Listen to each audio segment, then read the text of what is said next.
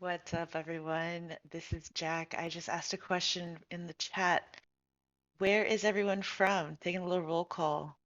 I'm calling in from LA. Catalyst are here. Coming in from Paris. We got Vancouver representing Canada. There we go. We have Kyle in the audience from East Coast. Wow. Yeah. Go ahead and drop where you're from in the chat. Wow, Philippines. Nice. You're up quite late, Netherlands. Great.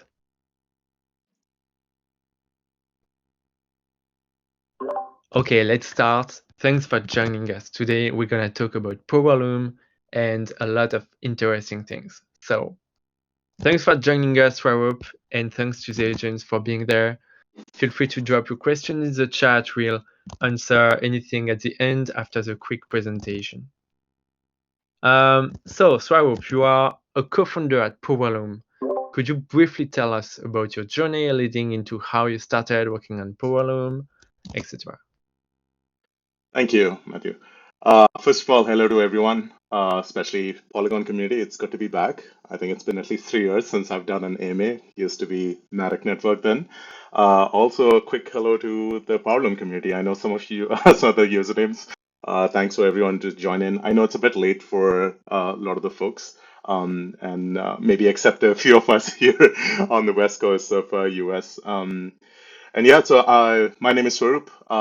I live in Vancouver, Canada. I'm one of the co-founders of Powerloom Protocol. Um, we were a little bit of a backstory. So we were one of the first infrastructure providers on Matic. We were called Matic Vigil. We used to provide RPCs, explorers, and many other things. So if you've been around with Polygon from the early days, you would remember us. From then, so somewhere in 2021, we decided we wanted to build a protocol that would, essentially be the opposite of RPCs. So the one challenge with RPCs is they're slow, inefficient. They're also very centralized, right? You're dependent on this one single provider. In our case, it was just us. So if we were to go down, that would bring down network down. At least that's what people would assume, right? And that's not the right narrative. So we started working on this protocol that would allow you to snapshot not only RPC data, but like transform that into something that's much more useful, right? So you could mix different smart contracts to cross-chain data. Now that Polygon is also a zkVM, and you could essentially get the final sort of whatever it is, right? Whether it's a JSON, CSV, or just an API, and that could be faster, more reliable, and trustworthy. And so yeah, that's been our focus for a couple of years, and our main primary focus is making sure that it is fully decentralized from day one. So the idea is that anyone should be able to run a Powerloom node, and that's what we are building right now. Wow, amazing. So you are an OG of Polygon. Great. And what about Powerloom? What would you solve? How did you get the idea you want to achieve? I'm not sure if I was breaking up, but I think I heard, yeah, what are we trying to achieve? Yes. So when you look at on-chain data, right? So especially, for example, like we have built certain use cases around DeFi data right now. So let's build like Uniswap, one of the most popular DeFi data, which is DeFi apps on Polygon POS. And soon to come, I think, on zkVM. But there's also similar ones, like you have QuickSwap, which is also one of our partners. Shout out to them. And when all that data comes from your on-chain trades and swaps, but when people have to sort of understand how you sort of look at prices, how trades are moving, you still have to sort of analyze that data, right? So that's mostly done off-chain right now. And people end up using different protocols or services. Mostly they are third-party APIs that give you that data. But now you're relying on something that is so precious, but that could be manipulated in any way, right? So what Powerloom does is it allows people to participate in a network where you can snapshot as peers and present that data with full consensus, and so that can be consumed just the way you consume simple RPC calls, but now in this case, very complex use cases. Nice. And why did you choose CDK chain development kit. I dropped the link in the chat for people who would like to know more about it. Basically, it's a solution for any project to easily gear up their chain and use the Polygon technology to have an easy to use and scalable solution. Absolutely. So we were very early users of Polygon SuperNet. So this sort of is a succession of that, right? This is the successor. Polygon Edge is probably what it's called these days, was our initial testbed. We are still sort of using it as we are moving towards CDK since last month when we made the announcement. I believe we made the announcement somewhere end of September.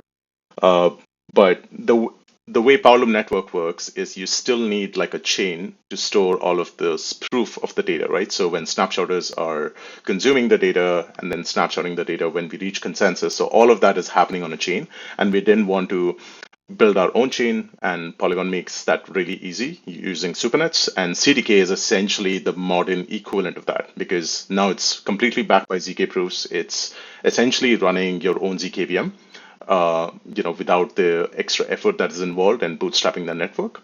It makes it super easy. It's far more secure. We don't have to like worry about so many other things that usually we would if you were to run our own chain. I would also say it's super easy to set it up, and it's battle tested technology that's already being used by ZKVM.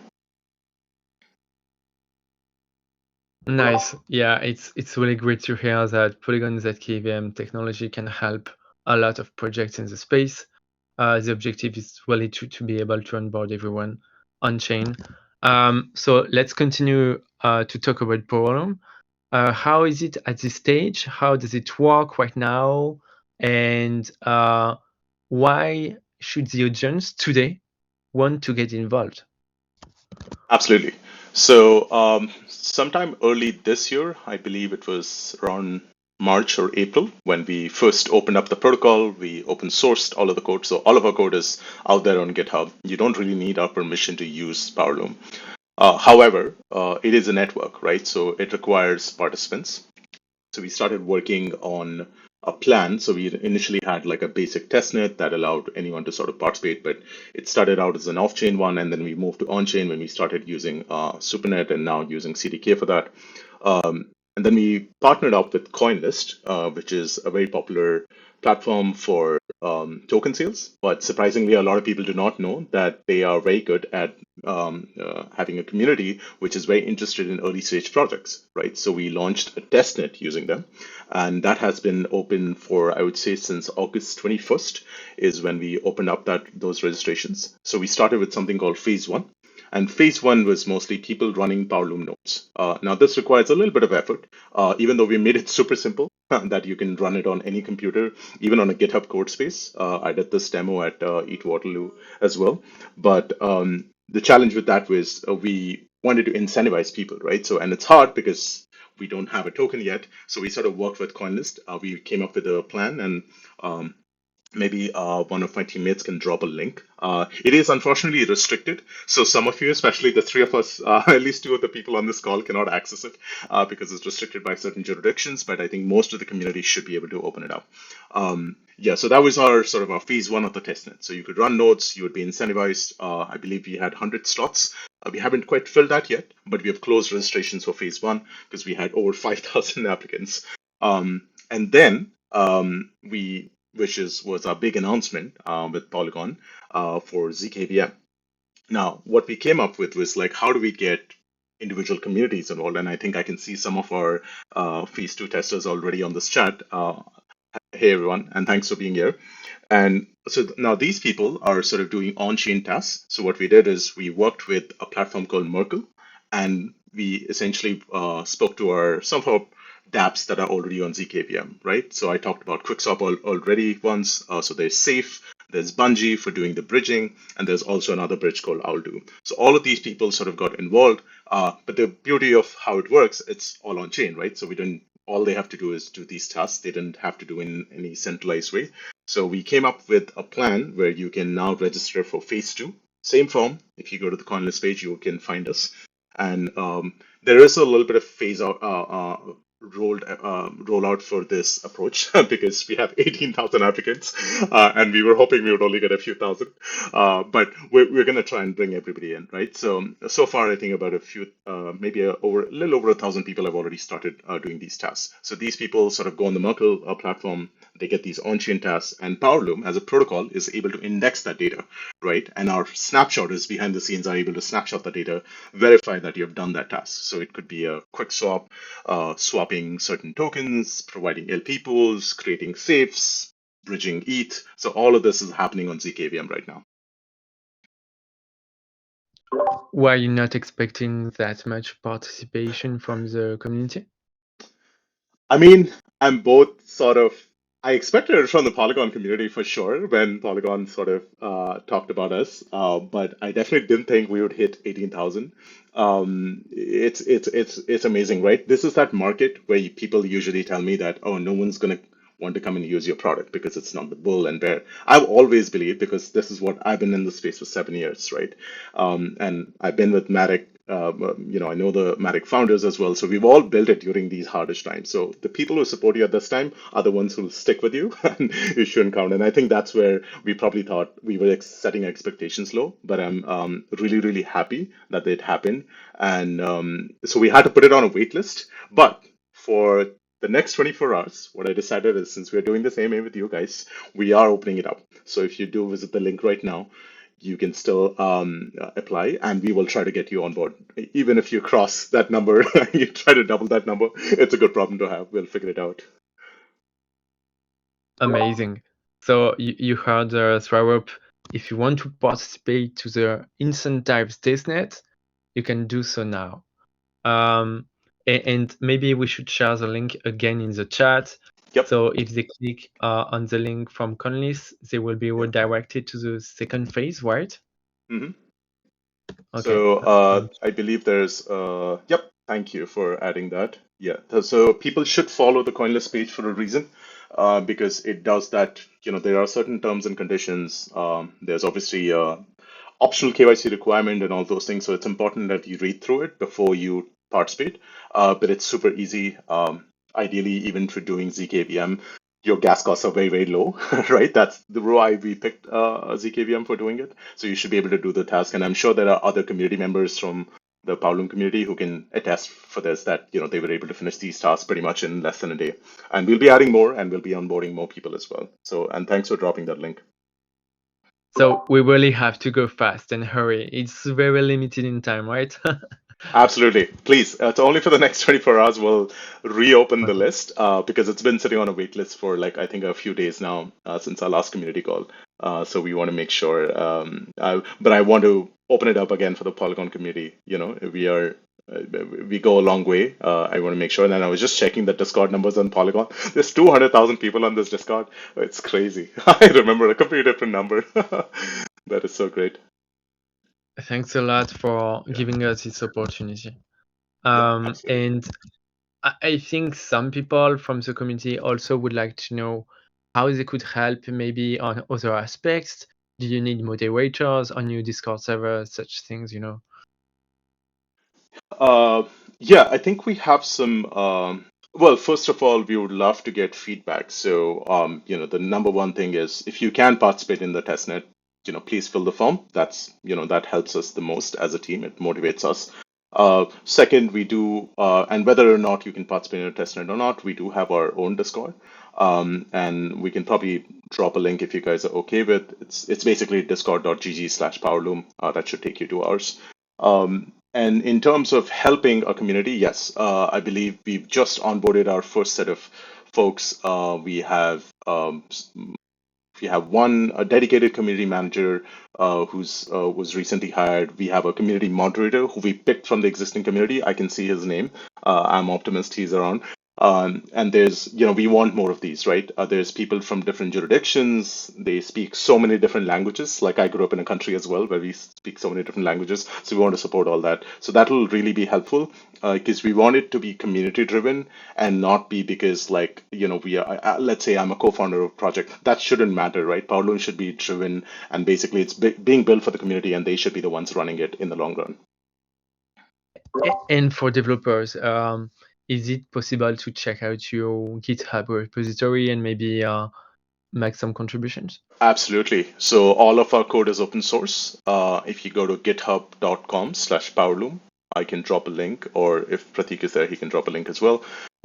You can check out all the repositories. The main one is called deploy. That's actually how we deploy the network.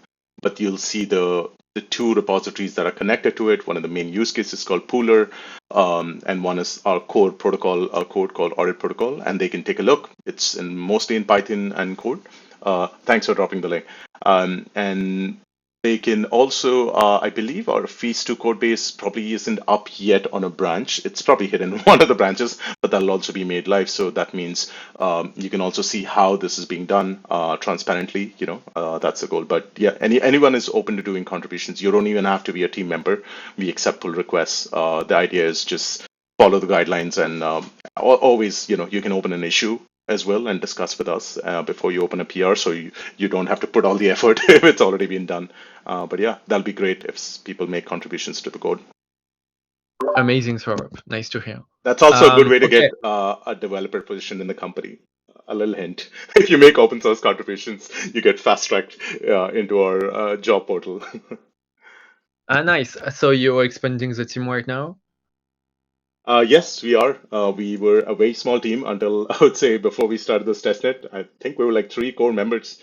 We are 9 as of yesterday, and we are continuously growing. So check out carriers.powerloom.io, and that will take you to our carriers page. There's a few roles open, but if you think you provide certain value, you're welcome to DM us on Twitter or like send us an email. The email is careers@powerloom.io, so you can just send us a letter. But the best thing is to always apply for jobs that are public, because it's easier for us to keep track of. Nice. Let's talk a bit more about Powerloom. I'm curious, what are the plans for the near future? Maybe the next milestones? Absolutely. So our main focus right now is making sure this testnet is a success. And thanks to both ours and the Polygon community, I think we already have a lot of people to help us out. But it's just the start, right? This is just a testnet. We have to expand this beyond and for many other use cases too. So that's something that we haven't planned for the next 3 to 6 months, I would say, before we start working towards the mainnet. So there's no set date for the mainnet yet. But the idea is we want to open up Powerloom for even developer use cases. So right now you can work on the core aspect of Powerloom, right? But let's say if the community members want to contribute data sets. So the way Powerloom is designed, you have these data markets. So if you think there's certain data use cases that are very valuable and that Powerloom network should be snapshotting, they should be able to contribute that. So that's something that we are working towards as well.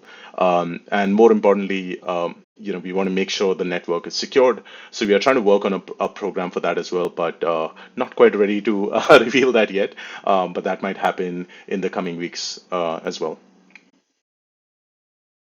Amazing. So thanks for presenting your Powerloom. If anyone from the audience got some question, we can tag them. You can ask in vocal or share in Absolutely. the chat, and we'll follow up. I can scroll up the chat if necessary to see if I missed something. Sure, let's do that. Ooh, the chat is busy. Oh, there was another AMA before this. Oh, I probably scrolled up a bit too much. Let me come down. There we go. Okay, I see now. Sad to be back. Oh, cool. And I have a role. It says partner legacy. That is so cool. I didn't even know I had a role here. That is so cool. Elevator track. Thanks for being here. Looking at locations. But if you have the questions, I'm happy to answer as well. I'm just scrolling through them. okay, quick question for you. Mm-hmm. From your experience building Powerloom, do you have any advice for early stage entrepreneurs? Yes, that is a question that I love to answer. But it's one of the hardest things, right?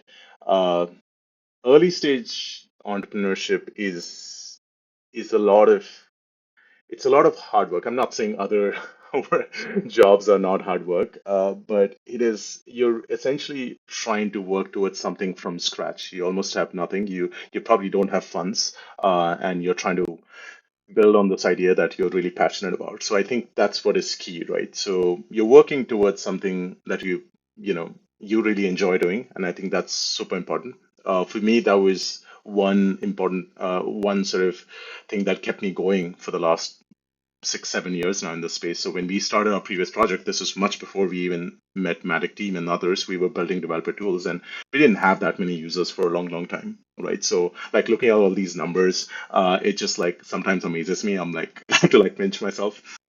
Because as an early stage founder, you have lack of resources. You may not have customers. You do not have, partnerships to help you sort of test your idea with. So one thing that you need to have is resilience, right? Now, keep in mind, resilience doesn't mean that you go down a road where you just keep doing it for years and years, just because you're too stubborn to give up. So I think that's the fine line you have to figure out. So the best thing to do at these times in the early stages, find other entrepreneurs who are probably just a step or two ahead of you. You don't have to go to the CEO of Microsoft, or maybe you can contact Sandeep from Polygon. He's a busy person, but he will help you because he understands your pain. But I'm just trying to say he can probably direct you to people who can help you. And these are the people, right? So your mentors are super important. So they can sort of help you, guide you when you're sort of clueless on what's going on. And when things are going well, of course, then you have to make smart decisions, hiring the right people, iterating quickly on your product, whatever that is, especially if you're in tech.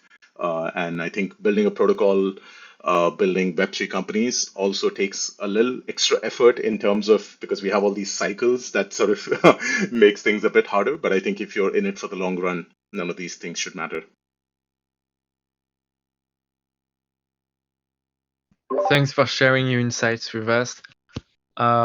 We have a quick question from the chat. Yep. It's about phase 1 and 2. hmm So someone already applied and is asking how to start the quest, maybe for the Right. incentivized testnet. Absolutely. So if you fill the form, like I said, there's a queue of 18,000 people in front of you.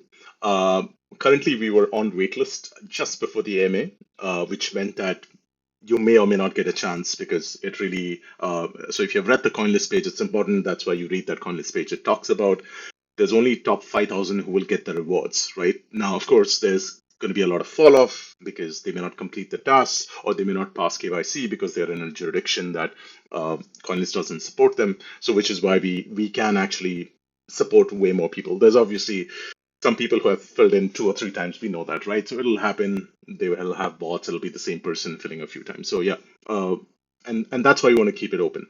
But at the moment, since the waitlist has been reopened, which means you will definitely get a chance before we set a deadline. There's basically a deadline in November that we announce final quests with all the partners, and then that's when you have to finish your tasks in 2 weeks.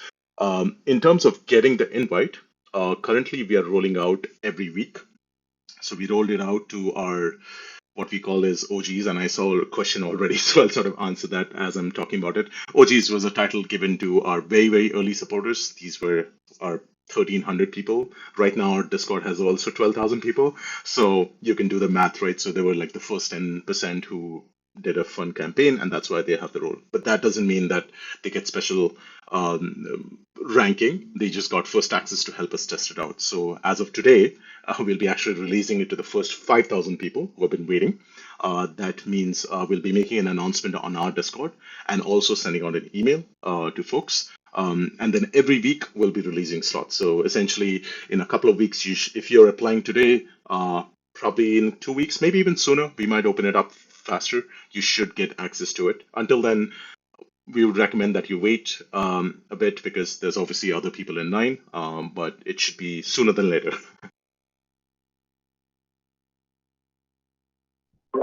Great. So a lot of people have a chance actually to contribute to Powerloom and get an incentive. It's really nice to offer something to the community for their contributions. Absolutely. Yeah. Um, I wish we could offer more, but for now, this is what we have to do. But yeah, if you stay active, it's early days for us. I'm sure we'll be coming up with more programs. So if you help us now, there'll be more opportunities. Yeah, it's a really great start actually. And Jack is saying after application you can get in. Maybe soon wait 2 weeks or more, but we'll keep rolling on. Yeah. Yeah, so she was summarizing that how long you probably have to wait. So some of the people have already been waiting. I believe, I'm trying to remember, October 3rd is when we announced. So if you think about it, they've kind of waited that long, so it cannot be faster than them. So once we go through the role, there's actually a good chance that you might have already looked at the Polygon tweet, right, when it went out. So you might already have filled the form. Hopefully you remember filling it up. That's key. And I did see a question just before that, so maybe I can address it. I'll just read it Yes. out. Can you suggest to CoinList to add another ID to be allowed to do KYC? Because right now they only accept passport and others doesn't do not have it.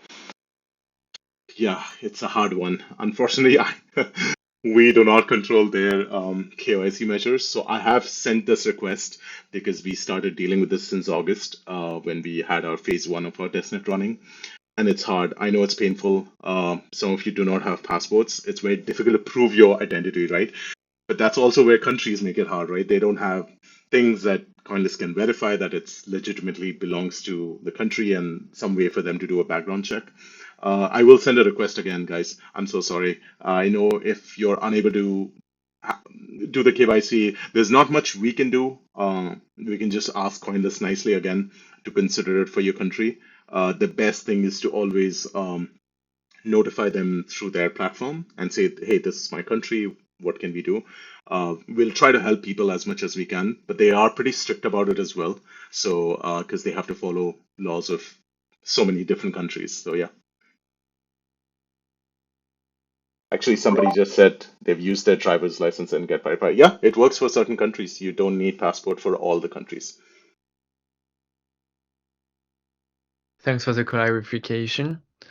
I have a question on my own. Mhm. Actually, how do you see the blockchain ecosystem and blockchain technology in like 5 years or maybe 10 years? Like how do you see the future? Or because we are at a point like where we can have an impact and maybe change the world for the better. 10 is probably a long time since, if I think about it, when I first got into the space, it was maybe 2011, 12. I definitely did not think we would be building applications because I was fascinated with peer-to-peer money, right? Because there was only Bitcoin.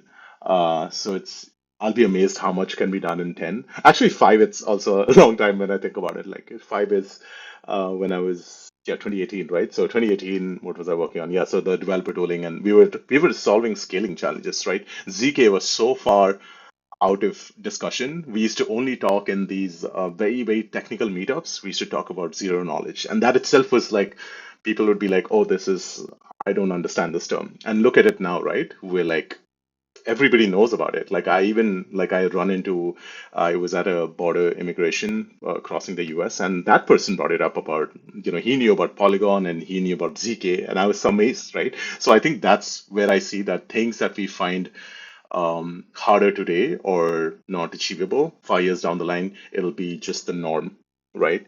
So like, for example, like one of the main challenges that I do have when I sort of talk to my family about it, they're always uncomfortable, right, when thinking about crypto, because blockchain technology and crypto, I always talk about like I'm in the blockchain technology. I try to not relate cryptocurrency with it but it's part of the puzzle. So there's no you can't escape it.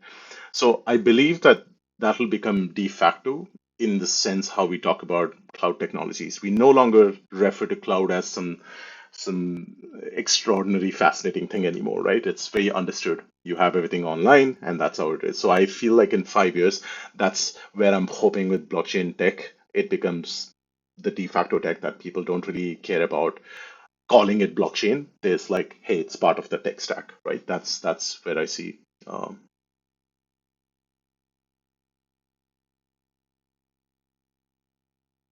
Very inspiring. I'm very curious actually about what's gonna come out, but it goes so fast. It's amazing working in this industry. Wow, it's really crazy. Yeah, absolutely. I mean, for some people, it's slow, right? So I always think it's fast. I feel like there's so much happening all the time. So I think it's a bit of a perspective, right? And unfortunately, when you look at the macro and all those things where we have certain conditions going on in our around the world. So a lot of the focus has currently gone away, which maybe is a good thing. We can just focus back on improving the technology, and I think that's where Polygon and many others are working towards that, right? So that we no longer have to worry about scaling 2 years down the line. We don't talk about scaling anymore. We just talk about applications, and we talk about how we are collecting all this data, like, let's say with Powerloom. Thanks a lot again. We can take one more question from the Yeah, audience. So if anyone absolutely. got something to say, Jacques is sharing some of her experience with us. Feel free to take the microphone, Jacques. Yeah, We would Jackie, I would love we to. would yeah, we would love to hear from you. If you're around, of course. You got block space out of this bear market. That is so true. We no longer talk about it. I don't know if Jack is Okay, saying can you hear anything. me? Oh, yeah, yeah, we can hear you now. Yeah. Okay, cool. Yeah, well, we definitely got block space out of this bear market, that's for sure. And I would say that's something that now like of course we're going to start looking at other like sort of consumer apps and stuff like that. It makes sense to me because I think in previous if you've been around in previous bear markets, we didn't have the block space that we have now. So we get to do these crazy new things and try different incentivized, mechanisms and human coordination tools. And so I'm just really excited about the fact that we have the space to explore this new frontier because, like, these are the kinds of things that you could never possibly do in any sort of traditional sense meaningfully, I would say. You can probably figure out how to do it, but it would be in a platform that definitely wouldn't be open source. So it's really great to see this, emerge out of this bear market, and it's really exciting for me to see like how many amazing builders are going to think of new ways to unlock like new architecture that we're building today. Yeah, I mean, I couldn't have put it better. Because I was just thinking about it, right? Like this question came up in our Discord, like, but why aren't we doing this on-chain tasks on a testnet? Because that's what it used to be, right? You would go on a testnet and do it. I'm like, but why? Why do we need to anymore? Because we have these scalable mainnets like ZKVM. Doesn't cost you much gas. It'll actually go down, right? That's the goal. That's what the core devs are working on. And actually, if there's more usage, like with applications like us, it automatically goes down. I don't want to get into the technicalities of it on this call. I know this is not a tech AMA, but it's fascinating. I would have never thought of this like a year or two before because it would be impossible for us to do this. And that's probably what happened to us too, because when we started to build, these technologies didn't exist either, right? So we ourselves sort of iterated around it. And then I think earlier this year too, we were thinking about like, how do we test how do we have a testnet? Like our testnet is all about real data. It's just called testnet only for the reason that because there is no, the audits and tokens and all these things have to come later. So, but yeah, we don't even like look at testnet data or do testnet tasks. I think that is the big change, Jackie. Like I think that was not the case 4 or 5 years ago. Absolutely. And we're just only going to be getting more and more like interesting information, new connections, and like fun, weird cultural like alignments that we see on chain. Because I've been a fortunate participant of some of these like social DAOs that have, their own sort of thing and their own sort of like little communities. And it's interesting to see the intersection between these communities. Um, and how many like aligned values or aligned interests wind up happening when you get a group of people together on chain. I think that's really interesting in the future to kind of look at. Yeah, We're and definitely going to have to get you into one of our in our into a tech AMA one of these days, though. I would That's love to really get my interesting. co-founder on that too. He is Yeah. maybe not at this time because it will be midnight for him.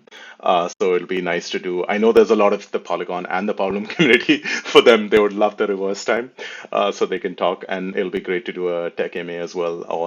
We have done one, I believe. Yeah, we have done one tech call, but we would love to do it with you guys as well to go into like really deep. And that rabbit hole, we might need way more time because you can spend Yeah, hours that's talking a about it. I was gonna say that's a 2 hour deep dive rabbit Deep dive. hole, like, Absolutely. just but I I have access to like a lot of information about ZK and all that stuff, and I really find it interesting to dive into the tech, at least, on my end, even as a more so I would say as an end user than a developer, but a deep understanding of the space. I really like it because once I understand the capabilities of the tech, then you can start to reimagine the kind of tools you can build around it, right? So that's the kind of builder I am. I like to imagine, okay, these are the tech unlocks, this is the stack, this is the protocol. What can we do with that in an interesting way that helps inspire a bunch of people to get together? So I think that we're only on the very tippy edge of this stuff, and it's really exciting to see the work that you're doing to help further this kind of interesting on-chain coordination. Yeah. Yeah, it's fascinating. Then we need another AMA schedule then. Got it. We're gonna have to get Yeah, dive we'll deep do from that. that one. Yeah, Put your absolutely. tinfoil hats on, everyone. We're diving Absolutely. in. Cool. Cool. And Awesome. just Awesome. checking if there's any other questions. If not, then yeah, the form is open. We can maybe drop it one final time. It's essentially coinlist.co / Powerloom Testnet. I think one of you can drop it. I don't want to get blocked by the bot if there's link restriction like we have on our Discord. So Yeah, yeah, awesome, definitely. cool. Yeah. Awesome. Thanks for dropping They that. got it all dropped in and everything. Everyone's Yeah. yeah. So go ahead and keep that going. Phase two open for about Oh, 24 nice. hours. We have our emoji as well. That's so cool to see here. Cool. Awesome. Awesome. Yeah, Cool. it'll be open. Please be patient. We'll try to if you're filling it in the next 24 hours, you'll definitely get access. It will just take us a bit of time. And we're also working on new quests. That's like our existing members are like when new quests. So it's like we're trying to balance that out on both sides. So we'll get all that done by end of this month. Yeah. And this is why crypto moves so fast, and this is why you feel so busy, is because there's always stuff to do. This is a fun time to be building because there's not as much distraction. There's always so much to do, and you actually get some time to do it. That's really cool that you're like building it alongside with the community. Yeah, absolutely. Cool. Awesome. Awesome. Thank you so much for having me. Of course. This was so much Thank fun. you. Yeah, and great to see the both the Polygon and the Powerloom community on the same call. Yeah, we'll try to do it at a different time as well. I know that is the number one request that comes to us. Please don't do it at these times. So we'll try to switch the times around a bit for the next one. Well, you know me, I'm an early riser, so we'll have to get busy Oh, on they the want time it zone. earlier, Jackie. Yeah, Yeah, yeah. yeah. Earlier, or We'll they do. want it our evening. So let's say if you're on West Coast, then it would be evening for us in the True, that morning. would be all right Yeah, too. that'll be all right too. Yeah, we'll try that next time. EST is Awesome. a tough time zone. Yep. Yeah, Cool. Well, thank awesome. you so much for Amazing. coming along. Yeah, Thanks thank you. everyone. See you soon. Yeah, bye bye. Bye.